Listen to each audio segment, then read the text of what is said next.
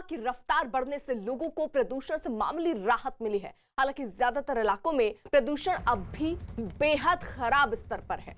सुबह से ही दिल्ली में राजपथ, आईटीओ और आनंद विहार जैसे भीड़ भाड़ वाले इलाके में धुएं वाला कोहरा यानी धुंध छाई नजर आई, जिसकी वजह से सड़कों पर निकले लोगों को सांस लेने में मुश्किल का सामना करना पड़ा। दिल्ली के पास पंजाब के खेतों में रोक के बावजूद लगातार जल रही पराली में दिल्ली में प्रदूषण की अहम वजह माना जा रहा है। ऐसे में अगर पराली जलने का सिलसिला जारी रहा तो आने वाले दिनों में दिल्ली का हाल फिर बिगड़ सकता है और यही वजह है कि दिल्ली सरकार ने लोगों से प्रदूषण से निपटने के लिए सहयोग की अपील की है।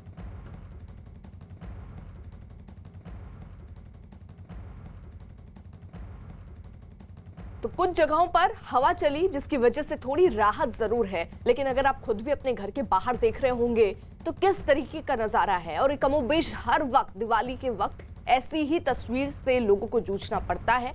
हालांकि जब ऐसी तस्वीरें सामने आती हैं तो सरकारों का दावा होता है कि अगली बार हम इस पे सुधार देखेंगे क्योंकि तमाम प्रयत्न किए जा रहे हैं, लेकिन तस्वीर बद से बदतर होती जा रही है। प्रदूषण का स्तर बेहद खतरनाक स्तर पर पहुंच चुका है और लोग इसी प्रदूषण के बीच रहने को मजबूर है। मेन वजह, मुख्य वजह इसकी पराली जलाने को बताया जा रहा है। हालांकि किसानों की मजबूरी ये है, वो कह रहे हैं भाई उनके पास पराली जलाने के सिवा कोई दूसरा विकल्प नहीं है। सरकारें सिर्फ कागजों पर नियम बना रही हैं, उन तक कोई सुविधा पहुंच नहीं रही और उनको कुछ पता भी नहीं है कि पराली अगर बेचनी है तो कहां बेचनी है। हमारे साथ कुछ खास सहयोगी इस वक्त जुड़ रहे हैं। प्रियंका कांडपाल दिल्ली से इस वक्त हमारे साथ हैं, दीपक रावत दिल्ली से हमारे साथ हैं, अवतार कंबोज रोपड़ से, बलदेव शर्मा मनसा से हमारे साथ हैं, रोहित गौड़ जालंधर से हमारे साथ हैं। प्रियंका का पहले रुख कर लेते हैं क्योंकि वो दिल्ली में है, राजधानी में है।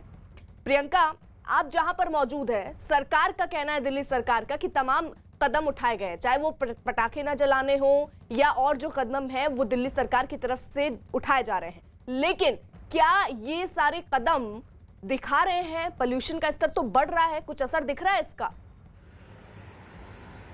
जी बिल्कुल अर्पिता, मैं पहले तो आपको तस्वीरें दिखा दूं क्योंकि दिल्ली सरकार की बात आपने की है, तो यहाँ पर वो युद्ध प्रदूषण के विरुद्ध के जो तमाम वॉलंटियर्स हैं वो लगे हुए हैं और यहाँ पर जैसे ही रेड लाइट होती है तो गाड़ियों को रुकने की रिक्वेस्ट भी ये करते हैं। लेकिन तस्वीरें भी मैं आपको दिखाऊं, पूरे राजपथ की तस्वीर ये देखिए आप, 3 किलोमीटर का तकरीबन स्ट्रेच है और प्रदूषण का लेवल भले ही परसों से कल से कम हुआ है लेकिन स्मॉग बना हुआ है।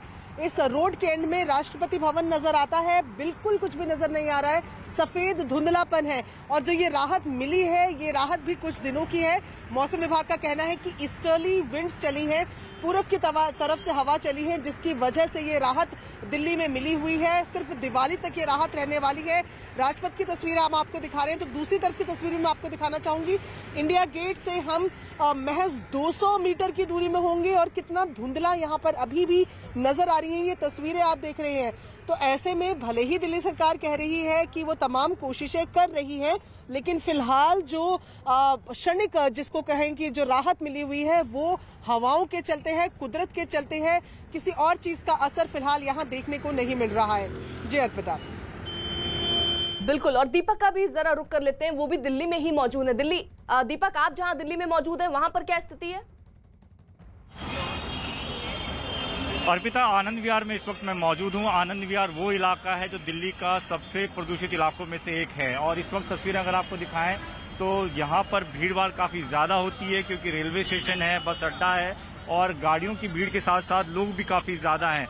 लेकिन स्तर की बात करें तो आज प्रदूषण के स्तर में इस इलाके में भी काफी कमी आई है जो कि 310 तक पहुंच गया है। सर, पोल्यूशन बहुत ज्यादा है दिल्ली में, क्या सांस वांस लेने में अब दिक्कत होने लगी है? हाँ, प्रॉब्लम। अच्छा, ये हर साल ऐसे ही होता है तो परेशानी तो आमतौर पर ज्यादा बढ़ जाती है। क्या लगता है कि कुछ जो कदम उठाती है सरकार वो काम आ रहे हैं कदम?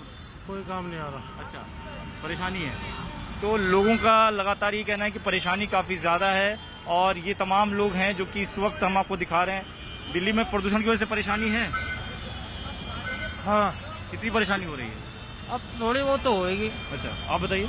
बहुत ज्यादा हो रही है। बहुत ज्यादा हो रही है। बहुत ज्यादा हो रही है। हाँ, कोरोना भी है, ऊपर से पोल्यूशन भी है। हाँ जी, हाँ जी। हाँ, तो ये तमाम लोग हैं। आनंद विहार की अगर बात की जाए तो यहाँ पर पिछले दिनों करीबन 700 के पार चला गया था। अगर एयर क्वालिटी इंडेक्स की बात करें तो PM 2.5 700 के पार, जो कि बेहद गंभीर श्रेणी को दर्शाता है। लेकिन इस वक्त अगर बात करें तो आज काफी ज्यादा अंतर देखने को मिल रहा है, 310 के आसपास है। हालांकि ये भी खराब श्रेणी में आता है, लेकिन आज स्थिति कल से अच्छी है। और स्मॉग की बात की जाए तो स्मॉग भी आज थोड़ा कम नजर आ रहा है, तो थोड़ी राहत जरूर है, लेकिन इसे उतनी राहत नहीं कहेंगे क्योंकि खराब श्रेणी में ये तो अभी भी बना हुआ है। तो ये इलाका है आनंद विहार का, जहां पर स्थिति जो है पहले से बेहतर जरूर है, लेकिन परेशानी जो है लोगों की कम नहीं हुई। अर्पिता, बिल्कुल दीपक रहिए आप हमारे साथ। देखिए, दिल्ली की हवा जहरीले होने की एक सबसे बड़ी वजह है पड़ोसी राज्यों में पराली जलना, और पंजाब से लगातार परेशान करने वाली तस्वीरें भी सामने आ रही हैं। पाबंदी के बावजूद लुधियाना और संगरूर में किसान खेतों में पराली जलाते नजर आए। किसानों ने पराली जलाने को अपनी मजबूरी बताया और सरकार की ओर से किसी तरह की मदद नहीं मिलने का आरोप लगाया। है बहुत हमारा अच्छा सिस्टम बना हुआ है। हमारे पास PRSC लुधियाना का सेंटर है जो वो हमें कैप्चर करता है फायर इंसिडेंट्स को, और वो हमें एवरी डे रोज़ाना हमारे पास शाम को रिपोर्ट आ जाती है, और उसके हिसाब से हम जो रिपोर्ट है वो फायर इंसिडेंट्स हैं वो हम भेज देते हैं सभी ज़िले के ऑफिसर्स को। हमारे साथ हमारे सहयोगी अवतार कंबोज भी बने हुए हैं। अवतार, आप जहां पर पंजाब में मौजूद हैं, वहां पर हम कई जगहों से तस्वीरें ऐसी देख रहे हैं कि किसान बेधड़क पराली जला रहे हैं। किसानों का क्या कहना है और सरकारें क्या कह रही हैं?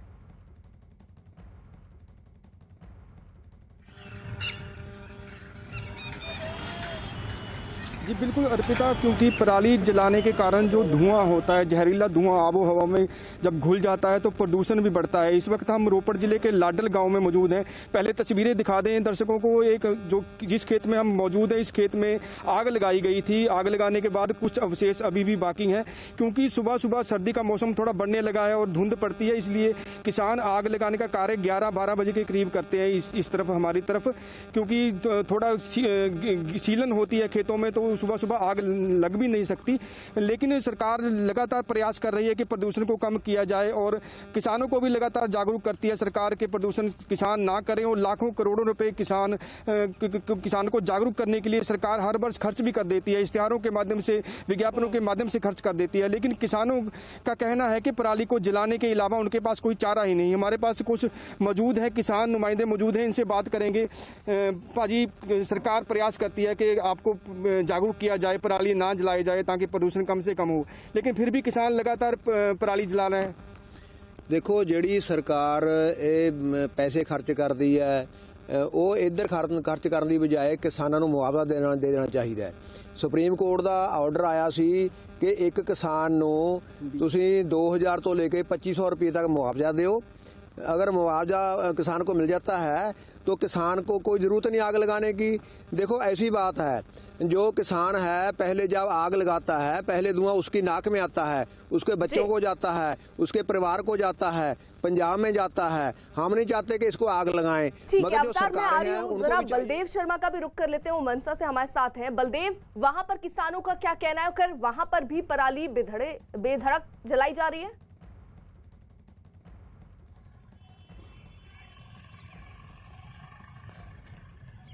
बिल्कुल अर्पिता, बताना चाहूँगा, इस समय मैं मानसा के खेतों में खड़ा हूँ। दिखा सकते हैं कि तस्वीरों में किसानों ने पराली है जो अभी अभी जलाई थी, अभी भी कुछ विशेष बाकी बचे हैं।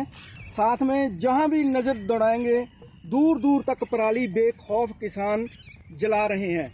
बेशक प्रशासन प्रयास कर रहा है, लेकिन किसान आंदोलन के चलते किसान इतना बेखौफ है कि वो पराली जलाने में किसी की परवाह नहीं करते। जो भी अधिकारी जाते हैं पराली ना जलाने के लेकर रोकते हैं तो उनको बंधक बना लिया जाता है।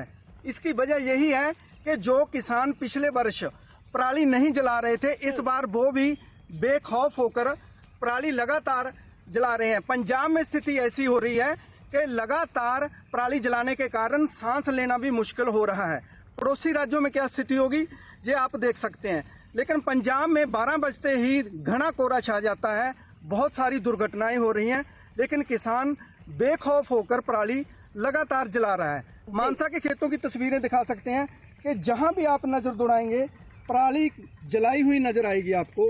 सभी जगह पर, एक जगह पर नहीं, मानसा के हर गांव में पराली बेखौफ जलाई जा रही है। ठीक है बलदेव, में नहीं आप हमारे साथ। देखिए, बढ़ते प्रदूषण की वजह से देखो, कोरोना वायरस पहले से ज्यादा जानलेवा हो सकता है। हार्वर्ड यूनिवर्सिटी की एक टीम ने अपनी रिसर्च में ये दावा किया कि हवा में मौजूद होने वाले पार्टिकुलेट्स मैटर 2.5 का कोरोना वायरस से होने वाली मौतों से सीधा रिश्ता है। इस टीम की रिसर्च कहती है कि प्रदूषण की वजह से कोरोना वायरस के कारण होने वाली मौत के मामले अमेरिका में 8% बढ़ गए हैं। जर्मनी के IZA institute of labour economics की एक टीम भी इससे जुड़ी रिसर्च उसने की, जिसमें पाया गया कि नीदरलैंड्स में वायु प्रदूषण बढ़ने के बाद कोरोना वायरस ज्यादा तेजी से फैलने लगा। हालांकि इनमें किसी भी रिसर्च में ना तो भारत के आंकड़े लिए गए और ना ही भारत के हालात पर कोई दावा किया गया। वर्ल्ड हेल्थ ऑर्गेनाइजेशन ने भी अभी तक वायु प्रदूषण और कोरोना वायरस के बीच कनेक्शन पर कुछ नहीं कहा है और इस मामले में अभी और रिसर्च की जरूरत बताई है। तो ऐसे वक्त पर रोहित, जब कोरोना वायरस का खतरा भी लोगों पर मंडरा रहा है, प्रदूषण किस तरीके से खतरनाक हो सकता है, क्या वहां के लोग नहीं समझ रहे हैं इस बात को? वहां धड़ल्ले से जला रहे हैं क्या पराली? जी बिल्कुल अर्पिता, मैं इस समय जलंधर में मौजूद हूँ। जलंधर के एक गांव में जहां पर पराली को आग लगाई गई। मैं तस्वीरें सबसे पहले आपको दिखाना चाहूँगा। कुछ देर पहले यहां भी पराली को आग लगाई गई थी। जो किसान यहां पर मौजूद हैं उन्होंने पराली को आग लगाया था, क्योंकि उनका कहना है साफ तौर पे कि पराली को आग लगाना उनकी मजबूरी है और अभी भी वो पराली को आग लगा रहे हैं, क्योंकि उनका कहना है कि अगर हम आग नहीं लगाएंगे तो हमारा जो खर्चा है खेत के ऊपर वो दुगना हो जाता है, क्योंकि इसको अगर हम मशीनों के जरिए हम इसको इकट्ठा करते हैं तो उसके ऊपर जो खर्चा आता है वो लगभग 1 एकड़ पे 2000 रुपये का खर्चा, एक्स्ट्रा खर्चा आता है, जिससे उनके जो उनका मुनाफा होता है वो उसका कहीं ना कहीं कम होता दिखाई देता है। तो इसलिए उनको कहीं ना कहीं पराली को आग लगाना उनकी मजबूरी रहती है। और उसके साथ ही साथ उनका ये भी कहना है कि सरकार की तरफ से किसी भी तरीके से उनको जो औजार मुहैया कराने थे वो नहीं करवाए जा रहे हैं और जिसके चलते इनको मजबूरी में इन पराली को आग लगाना पड़ता है। और साथ ही साथ उनका ये भी कहना है कि सरकार जो सुप्रीम कोर्ट की जो रूलिंग एक निर्णय आया था जिसमें उन्होंने कहा गया था राज्य सरकारों को कि पराली को आग लगाने से लोगों किसानों को समझाया जाए और अगर हो सके तो उनको बनता उनको मुआवजा भी दिया जाए। तो ये तस्वीरें साफ बयान करती हैं कि इस पराली को आग लगाना किसान की मजबूरी है। मेरे साथ कुछ किसान जो आगू हैं, वो मेरे साथ कुछ लोग मेरे साथ मौजूद हैं, उनसे हम बात कर लेते हैं, उनसे पूछ लेते हैं। सर, पराली को आप आग लगा रहे हो, आपको लगता नहीं है कि पराली को आग लगाने से प्रदूषण सबसे ज्यादा फैल रहा है, साथ लगते राज्यों को भी नुकसान हो रहा है और अपने खुद के राज्यों को भी, क्योंकि हमारे भी परिवार हैं, हम लोगों को भी सांस लेने में दिक्कत आ रही है? मैं अमरीक सिंह, प्रधान भारतीय किसान यूनियन कादियां जलंधर। देखिए, जैसे आपने बोला है, हम भी बाल बच्चे वाले इंसान हैं, हम भी प्रदूषण रहित वातावरण चाहते हैं, लेकिन हमारी ये मजबूरी है, आग लगाना हमारी मजबूरी है, क्योंकि जो ये धान है इस पर जो कणक नहीं बीज सकते हम लोग, जिन्ना सर हम लोग आग नहीं लगाते। दूसरे पासे जो सरकारें हैं हमको कुछ नहीं दे रही, सरकार हमको कुछ दे तो हम उसके जो डीजल बहुत महंगा है उस पैसा से डीजल फूके हम लोग आग लगाना नहीं